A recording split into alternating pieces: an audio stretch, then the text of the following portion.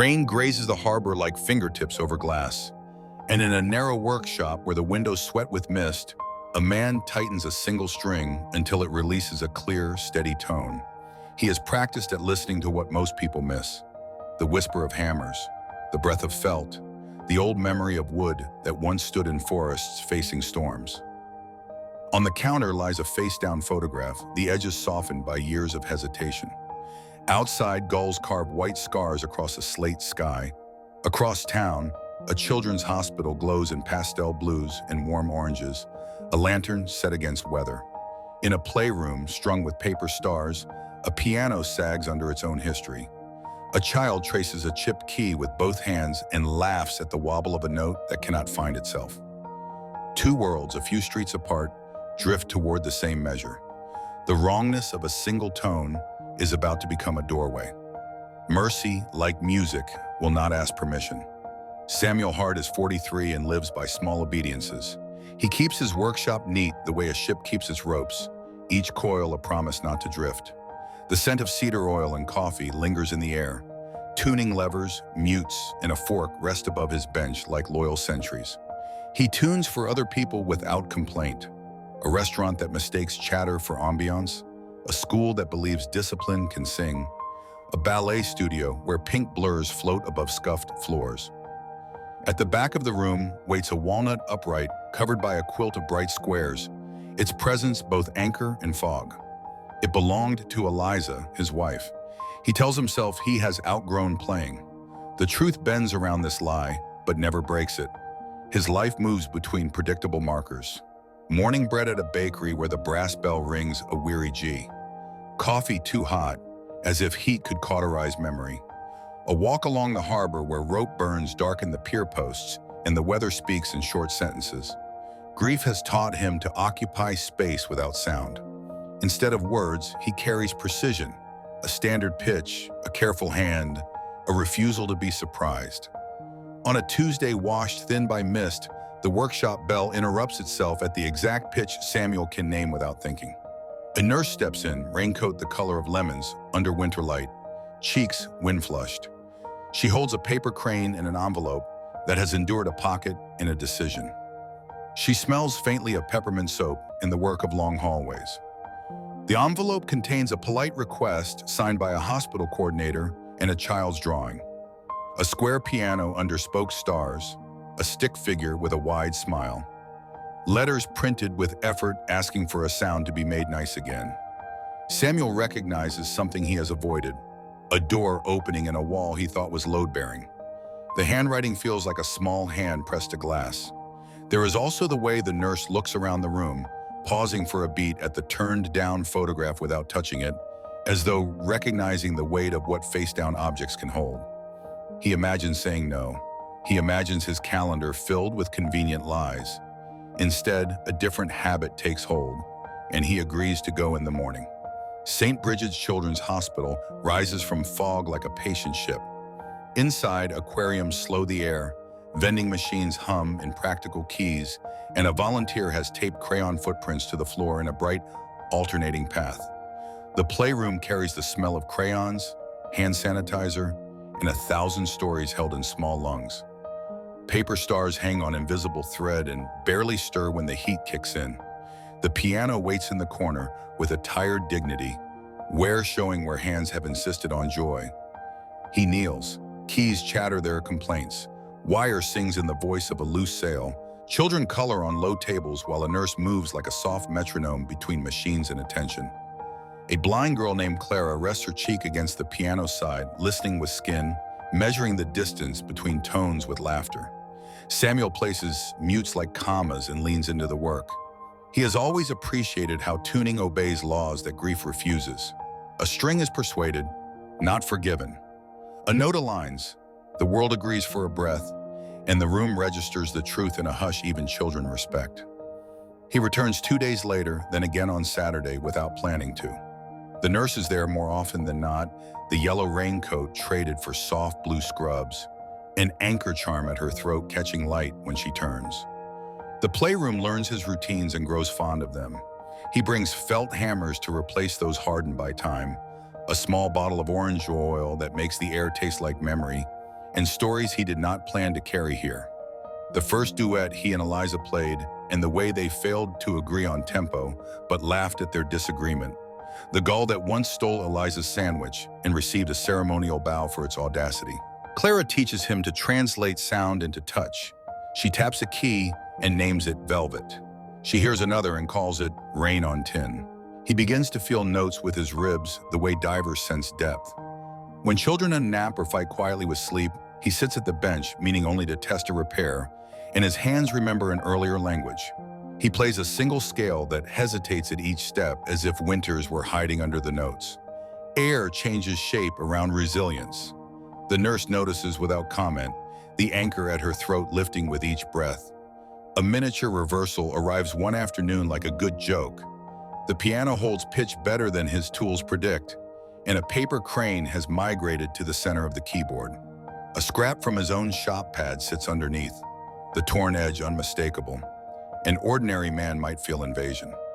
Samuel feels the odd relief of being needed by something that cannot ask in sentences. The nurse mentions with a small smile that Clara believes objects belong wherever they are most useful, and that sometimes the world lends what is not being used. Winter storms erase the horizon, and generators add their own percussion to the hospital's soundtrack. In the soft blackout, the playroom becomes a chapel of battery candles and small breaths. Clara's strength thins. She curls her fingers around a strand of blue yarn tied to her wrist, rubbing it when pain calls louder than story. Samuel sits and makes the piano sound like rain. The room follows his instruction. The hospital exhales. The nurse leans in the doorway, one hand on the anchor at her throat, and a history he does not know yet stands beside her in the half-light, practicing patience. Later, the hallway collects them both, two silhouettes in the practical glow of emergency power. She studies him with the kind of attention that has learned to be careful. Recognition flowers slowly in her features, something like having a word on the tip of the tongue for weeks and finally catching it by the sleeve. She tells him she was present on a night by the pier, rain arguing with sirens, a woman reaching for a melody she could not hold. She tells him she held a stranger's hand until help arrived. Samuel's body returns to weather he thought he had outlived. The slanting rain, the iron taste of guilt, the lack of any useful word. Gratitude makes a new shape in his chest. Not absolution, acknowledgement that, when he failed to keep what he loved, someone else refused to let love end alone. That night, he returns to the walnut upright and peels back the quilt. Dust rises like a memory rehearsing itself. He sits, hands hovering. He plays the simple, unrecorded melody his wife wrote in another season, a tune that once belonged to two people in the light between them. The first note fractures under the weight of years. The second holds, then the third, and his house learns how to breathe in a new key. Clara declines the way fog becomes rain. There, then everywhere. The cardiology notes turn into careful sentences. Hope becomes a thread stretched thin enough to sing. Samuel spends a night inside the kind of work that can be finished. He regulates action, polishes walnut until the room holds itself in the wood, and tunes Eliza's piano until silence seems tuned as well. At dawn, a rented truck receives the instrument in a promise that cannot fit on paper. Orderlies with kind eyes guide the wait through bright corridors. The playroom accepts the arrival like weather finally breaking. Clara smells beeswax before the wheels stop rolling and smiles with the authority of those who still claim delight. Samuel knows the precise place to set the bench. The distance the fall board should rest open. The angle the light needs to find the varnish to make reverence visible. He plays the unnamed melody Eliza loved and wrote, a small circle of notes that refuses ornament, a hand tracing another hand in the dark. The tone is warm and rounded. Each note lands like a drop falling into a clear bowl. A recognition passes through the room, a collective intake that becomes stillness. The nurse is in the doorway, one palm over the anchor at her collarbone, eyes catching on a memory she had not named. This is the melody a dying stranger tried to release into storm. The line from past to present changes from wound to thread. Samuel feels the truth move through him, like light through fog glass. The song he thought was a tomb becomes a bridge.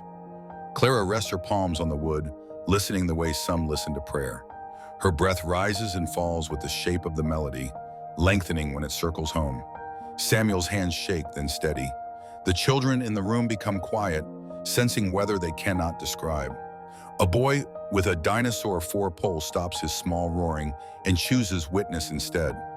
The orderlies stand like pillars no one trained them to be. The paper stars turn almost imperceptibly as heated air stirs. The long night turns near. Clara's breathing thins. She lifts a hand into the air, not for sound, but for agreement. Samuel leans closer as if proximity could be woven into care, and continues softer than softer, until the room is listening to the idea of sound and finding comfort in the nearness of it. He offers the only words a heart can make without speaking, assurance that presence will hold, that listening can be a shelter. The last chord kisses the edge of dawn and remains, an outline of what cannot be kept and must not be lost. Clara's chest lifts and quiets. Morning arrives. Clara dies in the night with blue yarn warming under her fingers and a melody still settling inside the walls. The town wakes to sun after days of rain, windows bright with rinsed light. Samuel steps outside the hospital and feels neither relief nor collapse, only a tenderness precise enough to be mistaken for skill.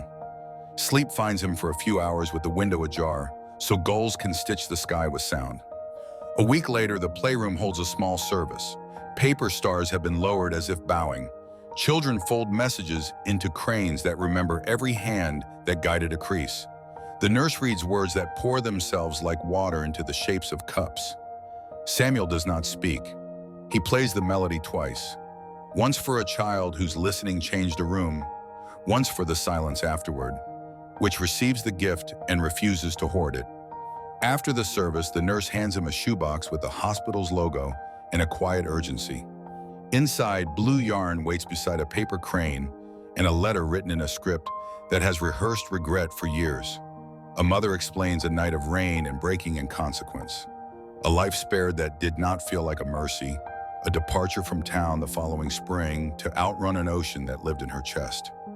She writes of a daughter who taught her how to listen, of laughter ringing like fragile bells in rooms that smelled of antiseptic and crayons, of the day a child came home humming a melody no one had taught her, and how in a small kitchen, guilt softened under notes gentle enough not to cut. She asked for nothing that paperwork can grant. She asked for room to breathe where breathing has felt like theft. Understanding rearranges the furniture inside Samuel's life. The woman who collided with him years ago, who carried away a future and left him a different one, is Clara's mother. The line is too neat for fiction and too complicated for courtroom words. He waits for anger and finds instead a widening quiet where other things can land without shattering. Forgiveness does not arrive like a balloon rising. It settles like a stone being set down. In the room that still carries Clara's warmth, he chooses it. Months unfurl.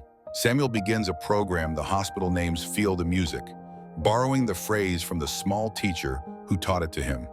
He writes a guide for volunteers in plain language. Sound has weight, vibration is a bridge, listening can be done with skin. The town raises money for new instruments, but the walnut upright remains, its scars promoted to history. On days when the harbor winds argue with themselves, he leaves a chair empty in the corner, not as a shrine, but as a practice.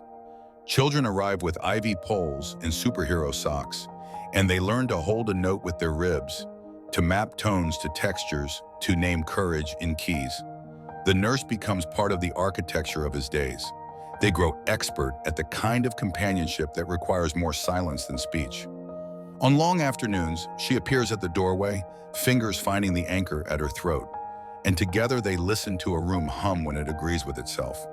Sometimes grief visits like weather, sometimes purpose answers like warmth. The paper stars remain through all seasons. Summer opens the windows and a sea breeze nudges them.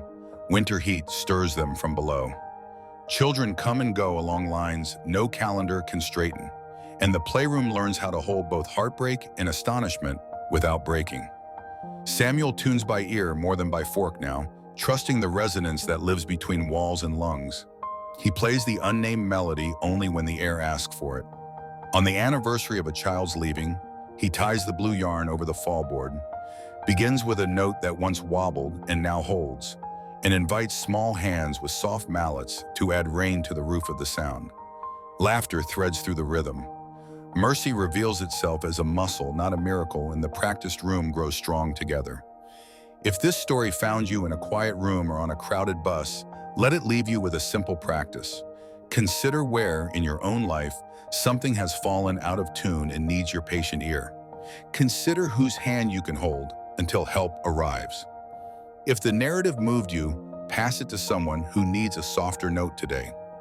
Like, subscribe, and share the sound of mercy, because in a world that argues, kindness is the moment it finally agrees with itself.